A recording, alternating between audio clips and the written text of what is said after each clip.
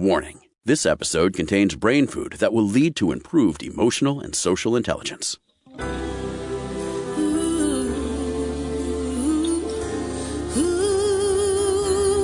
Give us 1 hour and we'll help you change the way you think about happiness. Harvesting Happiness with Lisa Cypers Kamen is fresh, optimistic, and purpose-driven media that promotes well-being from the inside out. Each week, Lisa spotlights diverse trendsetters and change agents who are the greatest contemporary thinkers and doers, devoting their lives to creating a better world in which to live. Your host, Lisa Cypers Kamen, is a widely recognized applied positive psychology expert, author, documentary filmmaker, and lecturer specializing in optimal lifestyle management. Let's get to it. Here's Lisa. Good morning, good afternoon, and good evening, wherever you are. Thanks for joining us on today's show, where you will learn lessons in transformation, mindful, positive leadership. My first guest is John Perkins. He is an author and activist. As chief economist at a major consulting firm, he advised the World Bank, United Nations, Fortune 500 corporations, U.S. and other governments. He regularly speaks at universities, economic forums, and shamanic gatherings around the world, and is a founder and board member of the nonprofit organizations, is a Pachamama Alliance and Dream Change. And it's my pleasure to have you in the house, John Perkins. Thanks for joining us. It's my pleasure to be with you, Lisa. Let's talk about fear. No matter how big or small our organizations are, or how big or small our bank accounts are at this moment, the world is filled with uncertainty, and there is a lot of fear about the change that is demanded of us right now. Yeah, my latest book that you can actually pre-order now, but comes out June 16th, is Touching the Jaguar, Transforming Fear into Action to Change Your Life and the World. And it's very interesting to me that, of course, when I wrote the book, I had no idea that we'd be hit by this pandemic. But in a way, the book it addresses it. It's perfect for it because it addresses exactly what you're saying here, the fear. And how do we deal with fear? How do we transform fear into actions that change our lives and the world? That's what I go into in the book. And there is a way to do it. I mean, I have a visual metaphor that I use of sort of dancing with fear, that when we can finesse it and lean into it and make it move with us, we seem to do better. Well, exactly. And the idea of touching the jaguar comes from the indigenous people in the Amazon I lived with as a Peace Corps volunteer back from 1968 to 71. And I still spend a lot of time with them. I take groups there every year. I spend a lot of time. I have ever since then. And they say that on a vision quest, which they often do, or shamanic journey, vision quest, whatever you want to call it, when you see a jaguar, it represents something that you fear. And if you run from that fear, it'll chase you. But if you go out and touch the jaguar, if you confront the fear, if you face the fear, it empowers you to take actions that then move you forward to where you really need to go. And it's a beautiful concept, and it's very powerful, and it works.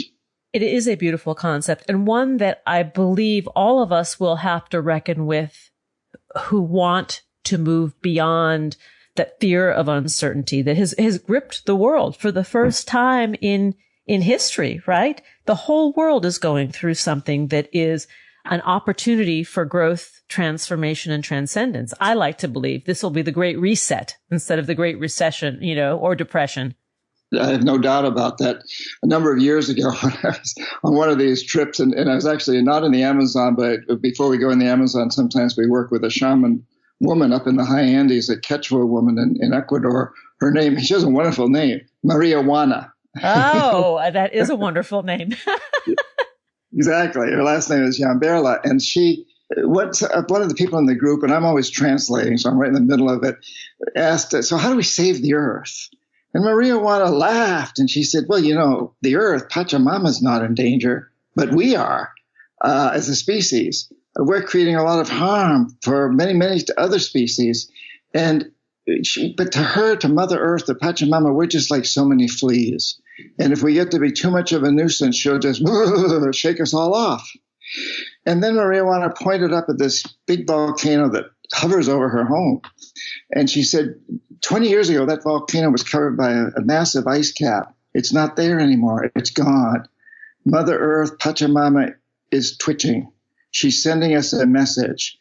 And we live at a blessed time when we can listen to that message and do something. And you know, Lisa, I've been struck by how many of these messages we've been getting in the last years, so many once in 100-year events that happen regularly every year now, hurricanes, fires, earthquakes, tornadoes, and we haven't listened. We've seen them as local, so that if you happen to live in a place where you're hit with one of these events, a hurricane, let's say, and you survive it, you expect that within a few days, or maybe it's going to take a couple of weeks, but at some point fairly soon, the outside world is going to reach out to help you. Bottled water will arrive, food, and then a leader will come along and say, hey, we're going to rebuild. We're going to be better than ever. Well, that's not listening to the real message. And so this coronavirus now comes along, and if you're from a shamanic standpoint, you'd say it's a big twitch. It's the latest big. That's what Maria Wada would say. I'm sure it's big a really twitch. Big twitch. Yeah. Yeah, it is the Uber twitch. It's the Uber wake up call for the world. And when you look at the silver lining in an event like this, and it is very hard to do so when we are in the midst of it and people are dying and resources to help people sustain life are challenging. But when you look at saving the planet and what is going on globally with the climate and the reduction in pollution, and you see photographs of cities that are normally thickened with soot in the air to have clear skies, you go, well, wait a second here. There's something else here in this. Yeah. If anybody ever questioned the impact that human activities are having on our climate and things like seeing clear skies, this virus has clearly shown us that those people were wrong, that there's no question, we've all probably seen the satellite images of China and how pollution's cleared up there, and Los Angeles and so many places around the world. There's no question that we've been shown something in the last few weeks, couple of months, that make it undeniable that we are overtaxing our planet.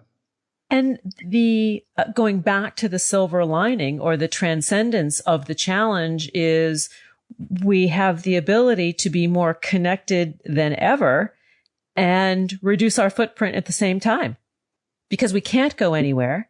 People are actually connecting. They're connecting online and variety of these virtual platforms. They're meeting, they're having parties, they're having business meetings, they're having annual board meetings.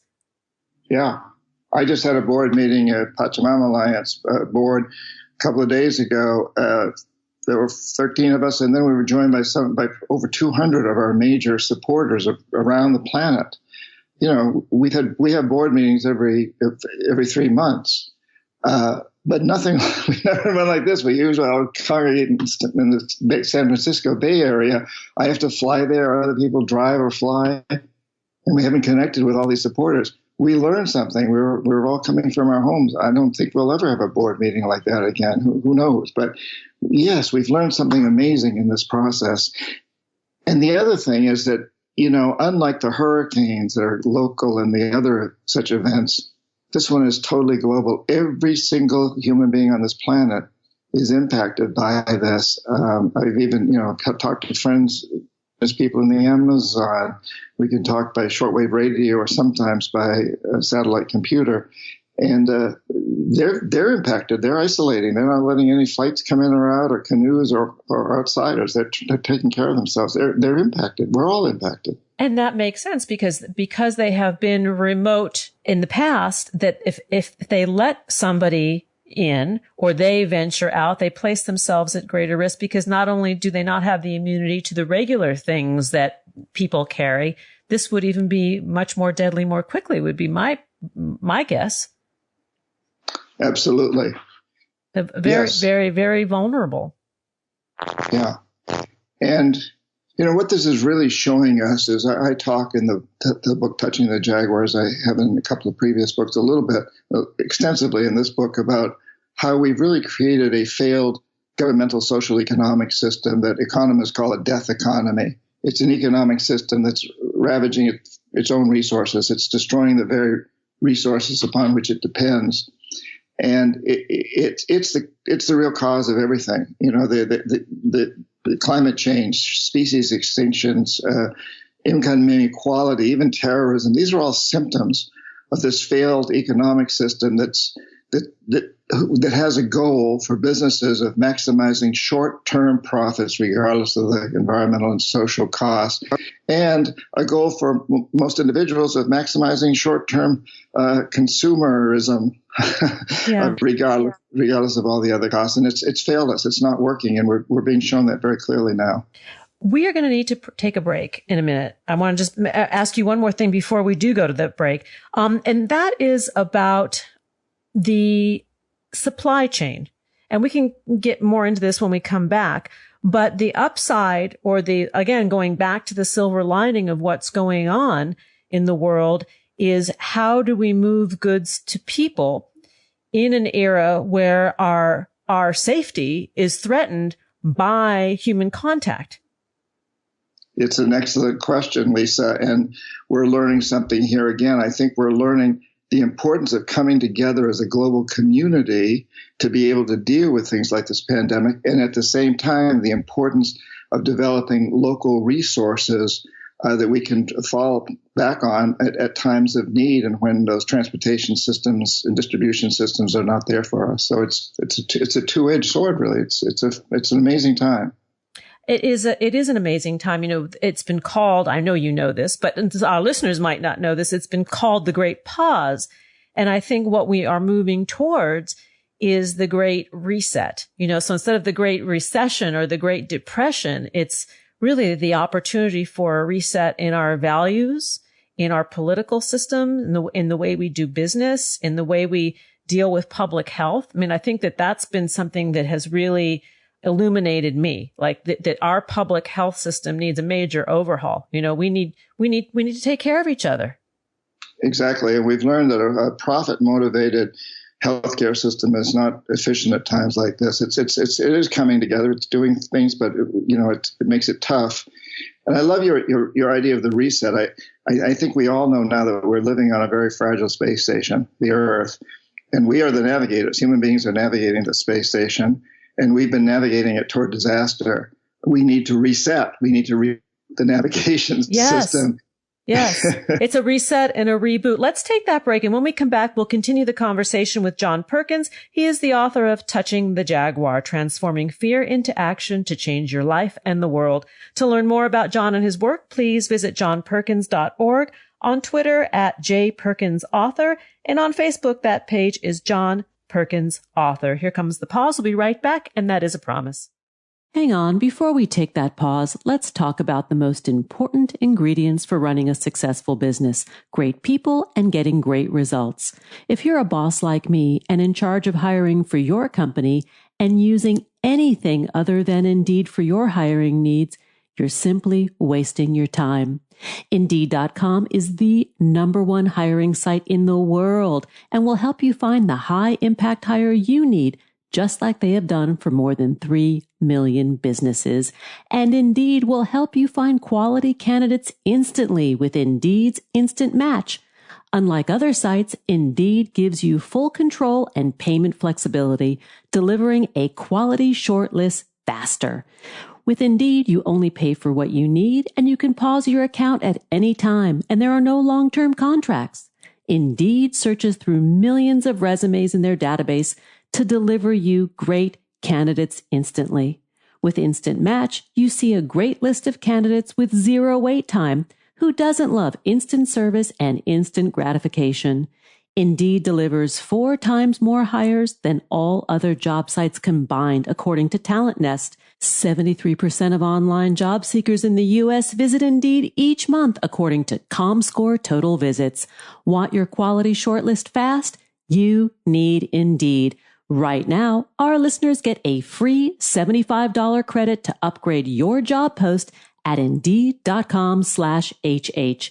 This is Indeed's best offer anywhere. Get a free $75 credit at Indeed.com/HH. Indeed.com/HH. Offer valid through March 31st. Terms and conditions apply. We'll be right back, and that's a guarantee. To learn more about cultivating sustainable well-being at home and the office, visit harvestinghappiness.com and explore Lisa's experiential on-site brain fitness workshops, corporate programming, and speaking engagement services.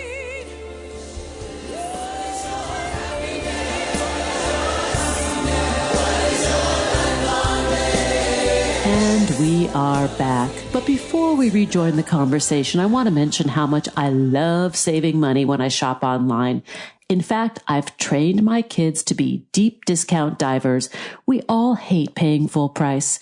We've all seen that promo code field that taunts us at checkout, right? But thanks to Honey, one of today's episode sponsors, manually searching for coupon codes is a thing of the past. Honey is a free browser extension that scours the internet for the best promo codes and applies the best one for the goodies that are in your shopping cart. Honey supports more than 30,000 popular online stores to make your shopping a money-saving experience. Picture this. You're shopping on one of your favorite sites. At checkout, the Honey button drops down and all you have to do is click Apply Coupons. Wait a few seconds as Honey hunts down the best available coupons for that site. If there's a match, Honey applies the working coupon and you'll see the price drop. Easy peasy. Honey never sells or shares data, which helps keep your information private. Now that's sweet. Honey saves me a lot of dough on purchases like $50 on a pair of stylish designer boots and even everyday items like cleaning and office supplies. Honey has found its more than 17 million members, more than $2 billion in savings. Now that's a real deal. Join me in sweetening your shopping with Honey. If you don't already have Honey, you could be straight up missing out on free savings. It's literally free and installs in a few seconds. And by getting it, you'll be doing yourself a solid and supporting this podcast. Get Honey for free at joinhoney.com/harvesting. That's joinhoney.com/harvesting. Now let's get back to it. And we are back talking about lessons in transformation. Let's return to the conversation about mindful positive leadership with my guest, John Perkins. So, John, let's send our direction to what individuals can do in this great period of reset and uncertainty and fear. What can we do on a daily basis with our decisions and our actions? Well, Lisa, the book, like all my books, I tell a lot of stories because I think people relate to stories about various things, and they're all true stories that lead up to discussing how we need to transform a death economy to a life economy, and then that really lead up to what each individual can do to make this happen.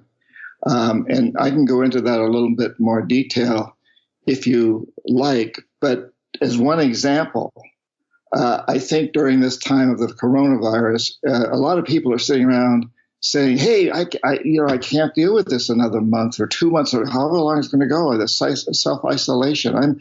I'm a social animal. I can't deal with this." And that's a big stress. That's a lot of fear. If you touch that Jaguar, then you really understand. Suddenly it occurs to you, well, geez, I've always wanted to learn to play the flute. I have a flute. And I can go on the internet and get instructions as to how to play. Or I've always wanted to read more books. Or I've always wanted to write a book. I've wanted to spend more time on the phone with my relatives who live overseas. And there's so many things like that if we touch that Jaguar and say, hey, well, yeah, self-isolating and look at all the benefits I can get out of that. That's just one example of what we can do right now. From a total life standpoint, there's a whole little process we can go through to really look at what that means for each of us as individuals. And I wonder at the end of the day if life satisfaction will increase. Well, and that's the longer program. And very quickly, what I would say is it's about asking ourselves the question of, what do I want to do with the rest of my life? What will bring me the most satisfaction, the most joy, the most bliss? And then you ask yourself, how might I turn that into something that not only gives me satisfaction, but also helps to create a better world for future generations, for my children and my grandchildren? What can I do to really create a better future world so the two can go hand in hand? And then the third question is, what are the Jaguars standing in my way? What's keeping me? What are the voices telling me you're not good enough, you're not educated enough, you can't do that, whatever it is? And then the fourth question, what do you have to do to touch that Jaguar, to change the perception? Because all of our actions are based, everything is molded by our perceptions. And then the fifth question is, what actions do I actually take to make all of this happen? And in the book, and also in a workshop I'm offering on April 29th, for anybody who pre-orders the book, we go into those in some depth, and people can come up with a 10-minute practice that they can do every day or every week, once a week, or whatever they feel like doing to really move into that idea. And it's all based on, as you said, what brings me the greatest satisfaction? What do I want to do with the rest of my life? And these steps that you're speaking of, they don't have to be particularly grand. They can be several tiny little steps, tiny little actions that create a more simplified, grounded, contented life. Exactly. I'll give you a personal example. All my life, I wanted to be a writer from the time I was quite young, and I won a short story prize and was editor of the newspaper in high school. I wanted to write. That's what brings me the greatest satisfaction. I love writing, but I had this Jaguar that stood in my way, which was an English teacher in college, my freshman year. And even though I'd been a good writer in high school, this guy was highly critical of my writing, gave me C's. I had a tremendous respect for him. He was published. So I quit college. It really hurt me so much that I quit college, and eventually I went back, but I didn't write. I went to business school. I studied economics instead of English, for which I'd been an English major. And wow. And so how do I touch that Jaguar? Well, it took me a few years to really figure this all out. But then it struck me, well, that same English teacher didn't like Bob Dylan's writing. And Bob Dylan won the Nobel Prize in Literature. So I realized, well, this is just one voice. This is just one man. I'm listening to this one man's voice. It's not a true voice. I can write. I shouldn't listen to him. And then, of course, that other question is, how do I tie my writing in with global, with making a better world for my daughter and my grandson and so forth? And the answer to that is I write stories about exactly what I write about. How do we transform a death economy into a life economy? How do we bring out these stories of indigenous people that have changed their reality by changing perception, and psychotherapy that does the same thing? So I'd write, and I'd write about these issues, and I would touch that Jaguar. And then what actions do you take? Well, for a writer, you write. Yeah. I realized I got to write every day. I can't wait for inspiration. I got to write every day. I got to practice, just like a pianist has to practice every single day in order to get on the concert tour. A tennis player has to practice every day in order to play competitive tennis. A writer has to write every day, or almost every day. We can take a few days off once in a while. But so those are those 5 steps again. And anybody can do that. A carpenter can look at it. A carpenter can say, I want to build. I love carpentry. How do I do it in a way that makes a better world? I build with sustainable materials. But the Jaguar is that my clients don't want to pay a little bit more, which some of these materials cost. So how do you touch that Jaguar? I tell my clients that it's not a cost. It's an investment in the future for them and for their children. And what actions do I take? I go out and I do this. And you can do that whatever you are, parent, teacher, plumber, psychotherapist, yoga teacher, whatever you are. Podcast host like you. I'm sure you had to touch a lot of Jaguars, Lisa, before you took this job on. Oh, no doubt. Well, I like what you say about in investment. That because Western society is very wrapped up in instant gratification and not really paying attention to the long range plan, that when we approach our lives as an investment or planting the seeds, and the return on the investment then becomes as great and as intentional as that sowing of the seeds, or the fertilization of the seeds. That is the mindset that needs to change. Exactly. And our modern concept of investment versus cost versus taxes is a very strange one.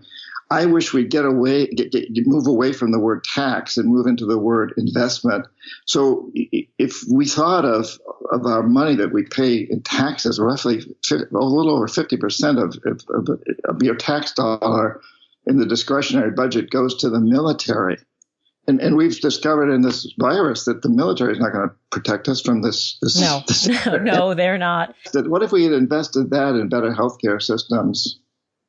Well, and I think this is one of the great revelations of how COVID-19 has struck the shores of the United States, as we thought of ourselves as being, the giant and being able to handle everything, and realizing that part of that system is broken. But I want to go back to something that you said in the earlier segment about, taking care of one another and the interconnectedness of all things, that this is something that is a foreign concept to many of us, that, that the well-being of my brother or sister in the next state actually is important to my own well-being. Well, yeah. And I think we've seen that clearly, that a virus that presumably started in China very quickly spread around the world. In this day of airplanes and transportation, immediate transportation, we know how incredibly connected we are with all of our brothers and sisters around the world. And we also know that it's not just our human brothers and sisters. So apparently this virus came from a relationship with animals and a market in China. Yeah. And a terrible relationship where these animals were treated awfully. And we're very stressed out and unhappy, the animals, So we're learning from all of this, and we're also learning again that this interconnectedness has a huge impact on whether people in Los Angeles or parts of China or many other parts of the world can see the stars at night. I have a friend who is an infectious disease doctor, and he's working in a major hospital on the front lines. And every morning he sends out a missive to a group of friends with his musings or observations from the day before. And he's a former Buddhist monk, and he wrote today about the need for constraint. He said that what this is teaching us is that we must operate with some level of constraint for our survival, both on a micro and macro level. It's very, very interesting, Lisa, that I should say there's like two ends of a spectrum here of how we look at this. One is the shamanic, or let's say the New Age idea that the earth is a living being and it's speaking to us through hurricanes and the virus and so forth, the kind of thing that I mentioned Maria Juana earlier addressing. And then there's the other side, which is the scientific side. And they're coming together totally on this now. So scientists like your friend, the doctor, and God bless him for what he's doing. I can't imagine. He's an angel. Can't imagine what they're going through. It's incredible with these healthcare. My hat's off to them. I'm at this point. But, they look at the world, or scientists will look at the world and say, yeah, well, obviously we've overstressed the planet, because now that we're all taking this pause, we're seeing what a huge impact this is having on making the air cleaner and making the water cleaner, and helping us to understand the importance of our relationship with the planet, with animals, and so on and so forth. So there's both ends of the spectrum: the completely scientific view, let's say, the completely, so let's say, shamanic view, and then there's a whole lot in between that sort of combine these. All of them basically lead to the same conclusion, that we have created a system that doesn't work, what I call a death economy. It's a self-destructive system, and we need to move into a life economy, a system that regenerates destroyed environments, that pays people to clean up pollution, that comes up with new technologies that are restorative and that are non-ravaging of the earth. We can do all of these things, and we're really learning this no matter which end of that spectrum or what part in between you happen to buy into. You can see that this is what we need to do. We need to move from this failing system to one that can be very successful. And I think it comes down very simply to we adapt or we perish. It's always been the human experience, and having having lived with and spent a lot of time with indigenous people in places like the Amazon who are hunters and gatherers who live very natural, sustainable lives, and to realize that we all come from that. It's only been within the last couple of thousand years that we, out of our 250,000 years as human beings, that we abandoned that approach. That we've all lived these very sustainable lives that look at the long term as well as the short term. And that's really part of the human condition. We sometimes think that the way that we've been living the last couple of thousand years, and particularly the last few decades and the last couple of centuries, is the way human beings are naturally built to live. But that's just absolutely not true. And a larger view of history shows you that. Your book, Touching the Jaguar, Transforming Fear into Action to Change Your Life and the World, it is a timely read. You know, I know you didn't plan it to come out during the middle of COVID-19, but it is a prescription for ourselves and the planet. And I thank you, John Perkins, for being with me. To learn more about John's work, please visit johnperkins.org. On Twitter, J. Perkins Author, and on Facebook, that page is John Perkins Author. Come back and hang out. We should talk about your prior book, the New York Times bestseller, Confessions of an Economic Hitman, because that sounds like some good fun too, John.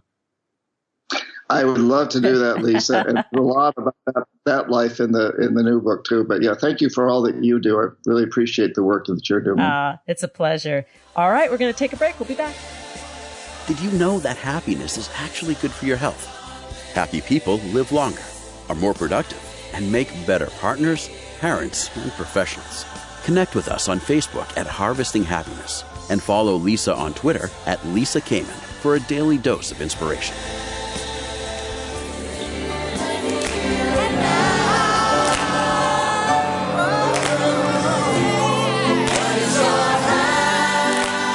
And we are back talking about lessons in transformation, mindful, positive leadership. My next guest is Manny Weintraub. Manny specializes in explaining investing in simple, plain English to folks who haven't seriously considered it. He's an avid meditator and a yoga enthusiast. Manny looks beyond Wall Street's conventional wisdom.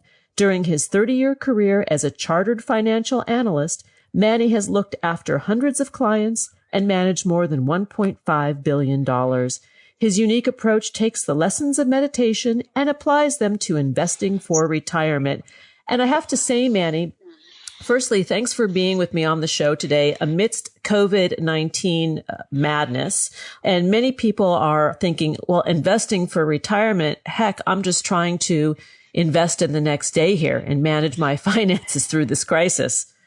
Yes. Yeah. It's a crazy time, but yeah, that's when it's important, you know? Yeah. So talk a little bit about how yoga and meditation, or you say that you're more of a meditator, how that practice got you through the financial crisis of 2008.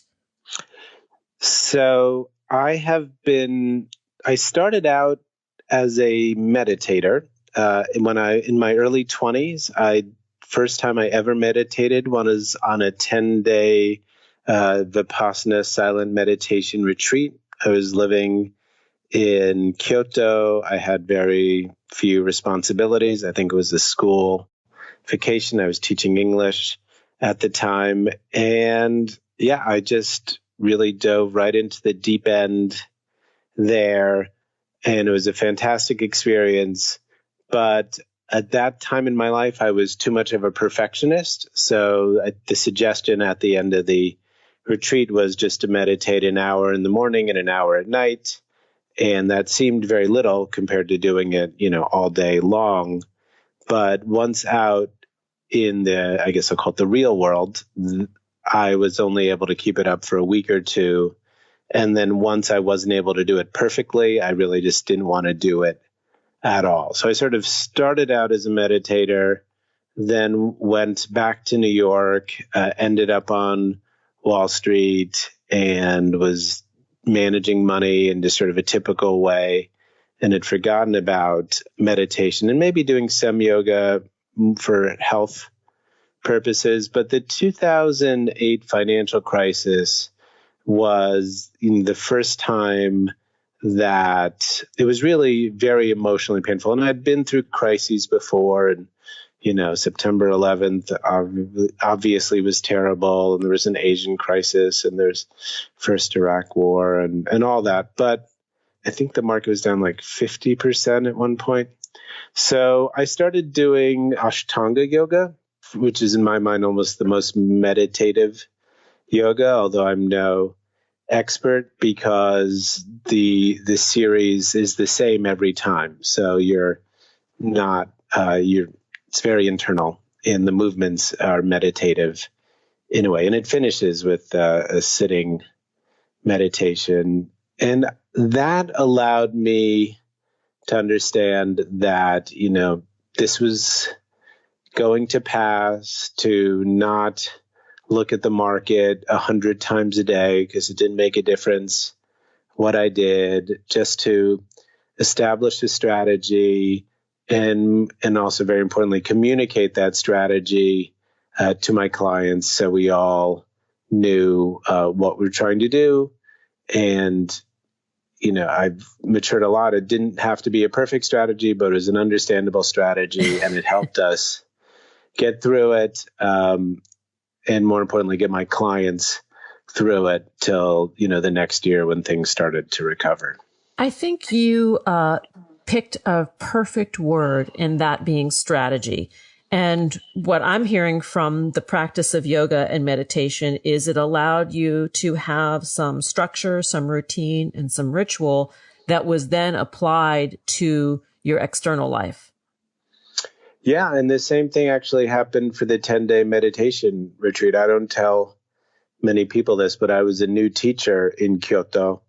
And the first trimester, the kids, I guess they were 11th or 12th graders, they walked all over me. And then the second trimester, I was, way too hard on them. And then the third trimester, after the meditation retreat, I was very realistic about what we could accomplish meeting once a week to learn English conversation and what we couldn't accomplish. And we started playing BizBuzz, so they could learn their numbers, started doing some singing, like twist and shout, little call and response. And my goal was like, realistically, if I can get these people in a taxi from the airport to the East Village where they can learn English, that's their best chance. I'm not going to be able to accomplish much here. So it was just about being more realistic and having a strategy and accepting the way things were. It would have been great to teach them every day for an hour, but that wasn't what was available to you. That wasn't available. Exactly. So let's see how this strategy applies to a couple other areas of life. All of us are home right now. Most of us in the United States are practicing our safe distancing. We are staying in our homes. We're not really engaging physically in the public. We're home with our children. We're home with our spouse. We're home with elders. In my case, we're caring for a 95-year-old. My kids are college age and they're off in safe places around the country. And everybody's worried about money. Yeah. Yes. So, my principles that I've tied from meditation to investing, can often apply just to money. In general, when I invest, I think the most important thing is to deal with the present, in the sense that when I invest, if I have an investment that's not working, like I'm losing money, just accept that, sell it, and move on. And, I don't like to be giving advice, which is probably why hopefully my advice is worth something, as opposed to, I don't like to hear myself talk. But whenever I've had financial troubles, or when I ran my own business and there were things that were not working, the first step was to just deal with the problem and just move forward to the best you can. So what I'm hearing is you're saying sort of cutting the losses, being very pragmatic. And when we're dealing, in this case, for so many people, it's basic needs. Even people who had a decent cash flow are finding themselves in situations right now where cash flow may be a little bit tight. They're having to make some adjustments with speaking to their banks about making adjustments to their mortgage, car payments, et cetera, et cetera. But what I'm hearing from you is sort of the getting real with it and then making changes moving forward is an important strategy to implement right now. Yeah. And it might not be, and again, dealing with the reality for many people is just bad. So it's not like you can say, oh, it's actually good. No, it's just bad. It's badness. It's global badness. and you need to, and meditation is about and feeling bad about that is okay. It's just to the extent that you have a story about staying with this certain career or this certain field because that's what you've always done, or, your work colleagues are counting on you, or this, that's where you need to get a little more Neanderthal and say, okay, maybe that was the story, but maybe the new story is I need to get involved with a different field that's less volatile, or maybe even a different geographic area. It's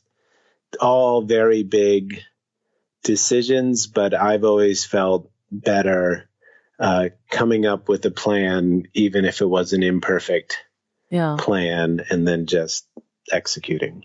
So the concept of, making a decision and taking the action, and even if we choose not to make a decision, that we are making a choice in action and accepting that, sort of the stewing in one's juices. Oh my gosh, we're out of money. The sky is falling. This is, global badness. We're never going to recover. That is story. That's not true. Right. And also, and again, where meditation is very helpful in real life and in investing life is I should have done this. I should have done that. You don't have a functioning time machine. There's not really any point in worrying over much about it. It's not useful getting in a feedback loop of negativity. It's okay to be annoyed and upset and just accept that you're annoyed and upset, but you got to move forward. Yeah. Well, and that letting go of the releasing attachment to that outcome and moving forward is a benefit of a meditation practice. And I think that a lot of the listeners might find that hard to swallow because we are so used to reacting and responding to crises when they occur.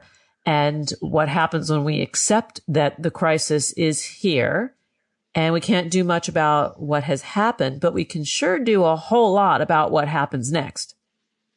Yeah. And for me, the idea of a meditation practice that I think is really important, as I mentioned earlier, that I started with, one of the best possible meditation practice, elite training one can have. But what really changed my life was the proliferation of these meditation apps.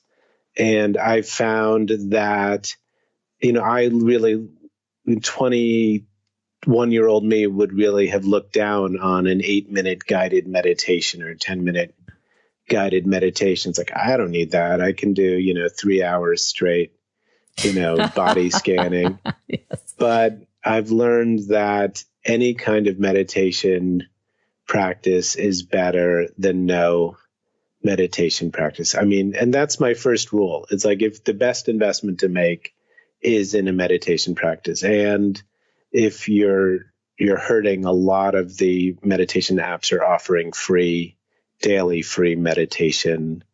I think maybe at 3:00, 10% Happier does a live meditation, or you could go, online and find things on YouTube or things like that. But it's just, and I love the name 10% Happier. It's so not going to make your life perfect. It'll just make it a little better. Well, when we talk about the word happiness and the meaning, although our show is called Harvesting Happiness, the word happiness is a little bit annoying. We're really talking about finding some level of contentment, peace, and the ability to flourish and lead a life of meaning. Yeah. And maybe this crisis can help bring into perspective, what is meaningful, what's important, for sure. I know we're all much more grateful to the any of the staff in hospitals, from the least paid to the most specialized doctors. They're all doing a great job, or even supermarket clerks. It's I'm hoping this is the beginning of appreciating, finding new ways to be happy, or appreciating what's meaningful.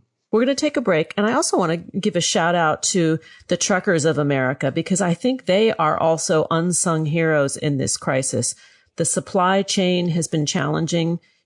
Finding toilet paper still is a big challenge for many of us across the country. But These men and women are moving across America at some risk to deliver goods so the rest of us can remain in our homes and be safe. So let's take the break. We're going to return to the conversation with Manny Weintraub. We're talking about yoga and money, a holistic relationship with the mighty dollar. To connect with Manny, please do so at Manny Weintraub on Twitter. Here comes the break. We'll be right back, and that is a promise. Who says money can't buy happiness? Whether you are a skeptic or seeker, check out Lisa's new book. Are we happy yet? 8 Keys to Unlocking a Joyful Life, a boot camp manual for greater emotional fitness, is available at Barnes & Noble, Amazon, IndieBound, and HarvestingHappiness.com. Here's a truth bomb. Emotions are contagious, and happiness is a universally desired state. But we tend to forget that we all have the freedom to be happy, or the liberty to be miserable each day, regardless of external circumstances. Explore the journey of human happiness, how to find it and keep it, with Lisa's documentary film, H Factor. Where is your heart? Visit harvestinghappiness.com to learn more.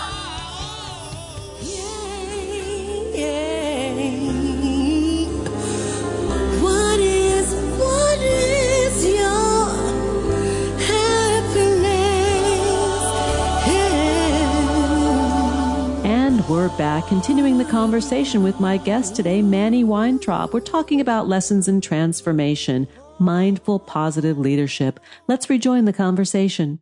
And Manny, I think for me, tell me how this is for you. When I sort of view my present conditions, and there is some fear or concern about tomorrow, but when I look at, I'm in this with the whole world, I am not alone.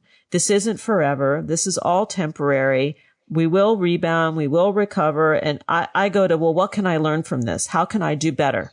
If the question is, what am I learning from this? What's your approach? What's your feeling? That's kind of what the mindset I'm in, but I'm interested to know, where you're coming from with this. So just my nature is I've been worried for the past 30 years. I've been working on Wall Street. I literally started 1 year after the 1987 crash. And then we went right into a real estate crisis, the SNL crisis that some of us might remember. And then there was the first Iraq war. So I'm always waiting for bad news. So I can't say I've learned anything from this particular crisis. I mean, to a certain extent, during the financial crisis, not to a certain extent, to a very real extent during the financial crisis, which is the last thing of this sort of magnitude, I had to sleep on the floor in a sleeping bag, so I wouldn't disturb my wife. I was tossing and turning so much. And with this crisis, I just feel that I've been waiting for a crisis for so long that I didn't really learn anything from this. So that's a bad answer, but it's no bad answer. But you live in a state of anticipatory angst then. You're waiting for the other shoe to drop. in a way, but for me, if I had an animal that really represented me, it would be the push me, pull you from Dr. Dolittle. So whenever people are optimistic, I'm looking for things to go wrong and what might not go right. And conversely, now that things are bad, I'm like, well, where could things go well. I'm literally the type of person who's like, on the plus side, if there was a bio weapon released in 5 years, I bet we'll be much more prepared for it than we are this time, where it's not a weaponized thing. So I'm kind of, sometimes I call myself an optimist for hire because I work in the money management business. So like if there's a bunch of pessimism and there are opportunities for my clients, and I'm like, maybe this makes sense. So I guess we're in the optimism for hire phase of the crisis. And this brings me to the opportunities that exist while we're in the midst of this extraordinary period of time. There may not be a lot of money to invest when people are hunkering down and conserving, just to get by. But there are some opportunities. There are ways that we can take a little bit of money and perhaps capitalize on the marketplace. And I'm thinking of like the fractional investment sites where you can, say you've got an extra $25 that you can invest in something that is of interest to you. Talk a little bit about that. Sure. So the way I like to find investments that could work for an individual investor, for a taxable investor, is to find companies that are benefiting from a long-term trend. So I don't have the personality or strategy where I would try and help people make money from this crisis by investing in companies that are really being hurt by it. So I would not buy airlines. I would not buy hotels. These are companies where there could be balance sheet issues. And yes, there will always be hotels and there will always be airlines, but in a bankruptcy restructuring, equity holders don't do too well. The company can still exist, but the shareholders don't benefit. So in general, I'm looking for companies that were doing well before this with certain trends and ones that might continue to, and those are the ones that are most likely to be doing well with the same trends after this. I'm not really allowed to mention individual, of course not, names, but I do think gold is a very interesting place to be investing part of one's money now. If one thinks about $2 trillion spent very quickly, which I think was appropriate on our national debt of $23 trillion. We just increased that by 10%. There could be more to come. And gold has not rocketed higher. It hasn't gone down. So we're not taking advantage of it going down. But in an ideal, I think for most individual investors, to benefit from a long-term trend, you should invest in a stock that is doing well in the medium term. Like a medium-term trend can turn into a long-term trend. And that makes sense. And even if you don't have a lot, a lot of people don't know that there are sites you can go to and put in a tiny little bit of money and kind of experiment, be a researcher and see how these stocks perform. Yes. And the gold is a stock. It doesn't have to be just the physical metal. Yeah. So GLD is how you would find an investment that tracks the price of gold. I think also that there are a lot of resources on these sites. Like they all want you to succeed and are happy to provide all sorts of, they're called screening tools, but they're basically ways of finding stocks that have certain characteristics, like not too much debt, not too much, not a huge decline in earnings, forecasted for the coming year, like airlines and hotels. Yeah. And so that can be a lot of fun too, and it can be profitable over time. And without giving a plug to the company, because I don't actually remember the company's name, but I'm thinking of that digital thermometer company that where everything, all of the temperatures across the owners of this device is shared, and it's one way of tracking clusters of fevers and thus illness across the country.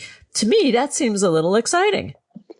Yes. And I guess one thing that's really important to understand about, the yoga of money is that sometimes boring companies can be really exciting too, because if you can make 6% a year over,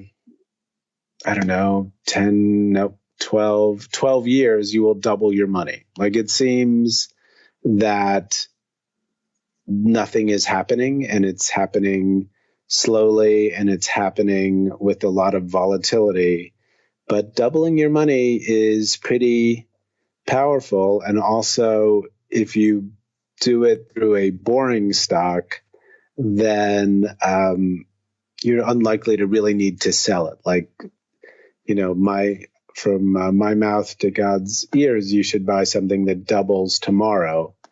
But if you do, then you kind of need to sell it. I don't know. Like, you might need to sell it. It's volatile. Yeah. It's volatile. It could go down 50%. Then the day after tomorrow.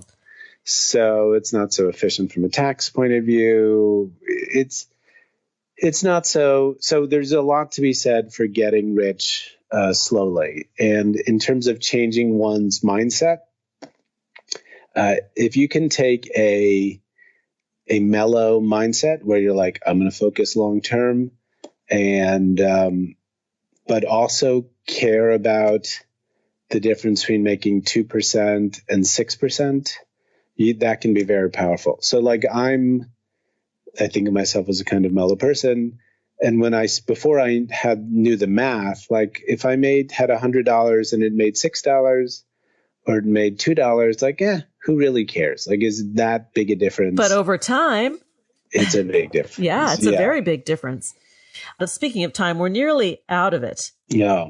Bummer. Yeah, bummer. But I wanted to just, you have a statement that you make that I would love to share with our listeners, because you say there were no good old days. It was just the present in the past. And I find this just, it makes me chuckle. And it's like, true that, Yeah, no, I think if people are looking for the right time to start investing, and because now is not a good time, and it was a good time, and they missed the good time, and now it's a bad time. My feeling is that, growing up in the 70s, I guess it was a good time to invest, but also didn't feel very good. Like, we were waiting for nuclear bombs to fall on us, and, I was mugged constantly on the Upper West Side. And on the other hand, it was great. I mean, we made brownies, and I made garlic bread for the first time. So like, things were, it was all good and it was all bad. Nothing was great. And like, right now we're living in what seems like a pretty bad time, but some people are going to romanticize this in 20 years, as hard as it is to believe. So now is the only time to start investing, because now is the only time. Oh, I agree. And the only guarantee is now. True. To learn more about Manny or to connect with him, please do so at Manny Weintraub on Twitter. Thank you, Manny. My pleasure. Thank you. Thanks for joining us on Harvesting Happiness today. This is Lisa Cypers Kamen and my guests, John Perkins and Manny Weintraub, wishing you kind thoughts, kinder words, and the kindest of actions. Until next time, remember, happiness is an inside job. Happiness is your inside job. Go out and rock your day. And remember to stay safe. Keep harvesting your own happiness anytime and anywhere from the comfort of wherever you are. Subscribe, listen, and share hundreds of downloadable episodes via our free app or from our libraries at toginet.com, iTunes, Google Play, and other fine podcast platforms. To learn more about Lisa's global consulting services, please visit harvestinghappiness.com. Spread more joy by liking us on Facebook at Harvesting Happiness and following Lisa on Twitter at Lisa Kamen. Harvesting Happiness is produced in collaboration with TogiNet Radio, KBUU Radio Malibu.net, and is available on PRX, the Public Radio Exchange.